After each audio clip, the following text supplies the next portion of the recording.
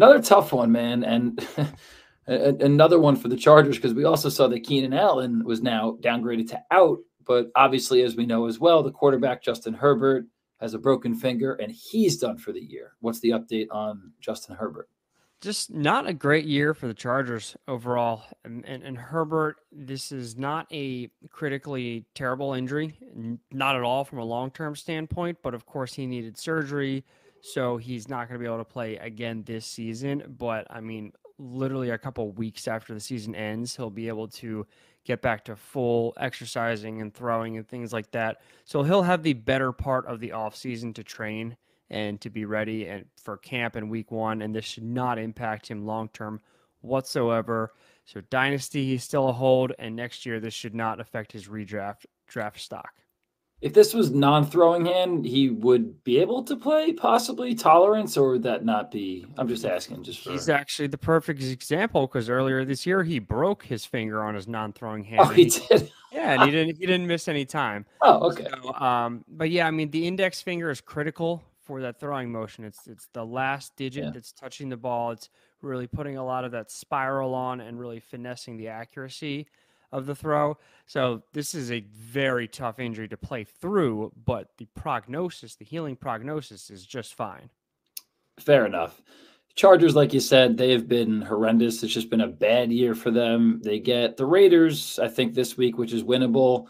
Then they got the Bills, the Broncos, who are surging still, the Chiefs. I mean, they should just pack it in at this point. But it's going to be Easton Stick, Tom, the 28-year-old out of North Dakota State. I tried so hard to look into his numbers that there's nothing there. There's nothing on this guy. So there's a lot of questions, a lot of unknowns.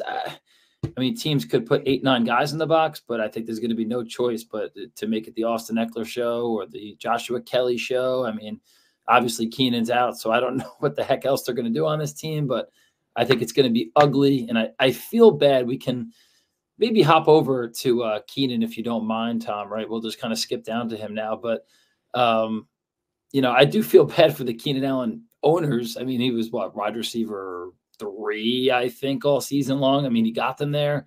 I just don't see a world where he even comes back, and he's very good because of the quarterback situation. But why don't you talk to us about at least his health, for himself, Keenan Allen? Well, he's dealing with a heel injury, which is similar to what Marquise Brown's dealing with. And let's take Brown, for example. He was able to play through the injury until he re-injured it.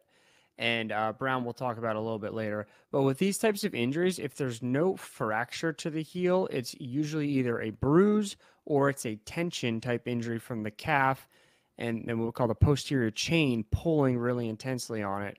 So that type of injury can really be more of a just kind of get things warmed up, loosened up, and you're okay. So I don't see this being a long-term problem for Allen. Obviously, he's not playing this week. I think they play Thursday, don't they?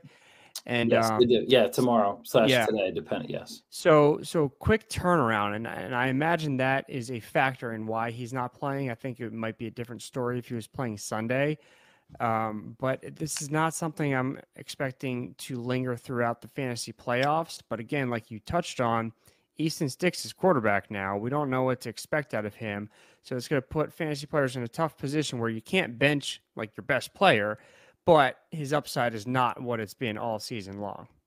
Yeah, I don't think so either. I mean, this week, maybe if you're desperate, you play Joshua Palmer if he's even going to be back. But again, we just don't know. I mean, cool name. There's been, I think, Tom, this has been the year of like the people with the coolest name. I forget some of the other ones we've talked about. A lot of people with cool names, but I mean, we'll see. Listen, maybe Easton Stick stands out this week, but I don't know. I'm worried about Keenan Allen. I mean, Keenan Allen is a guy when healthy, anybody could throw him the ball because he's always just open. And again, for Eckler, it has to be volume incoming.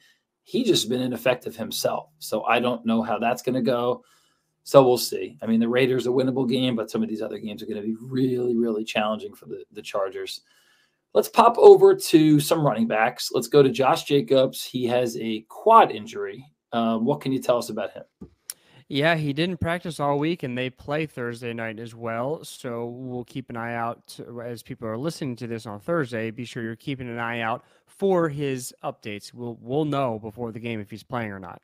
Quads are obviously big, big, strong, powerful muscles that create acceleration, top end speed, running power, cutting, all that stuff.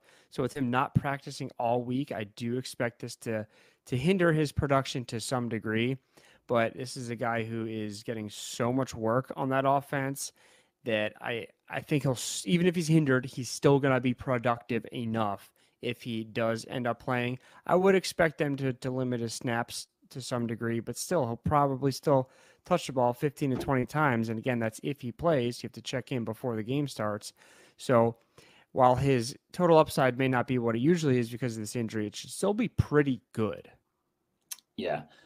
It's just his usage, man. I mean, last year, I think I'm almost positive last year he led the NFL in touches, and this year he's way up there again. He's number 2, only behind CMC. I mean, already, man, Jacobs 270 touches. Like, even if the Raiders, I mean, last week the Raiders lost 3-0 in the lowest scoring NFL game in 16 years, but it doesn't matter. They're going to turn around, hand the ball to Jacobs, and guess who they're playing this week?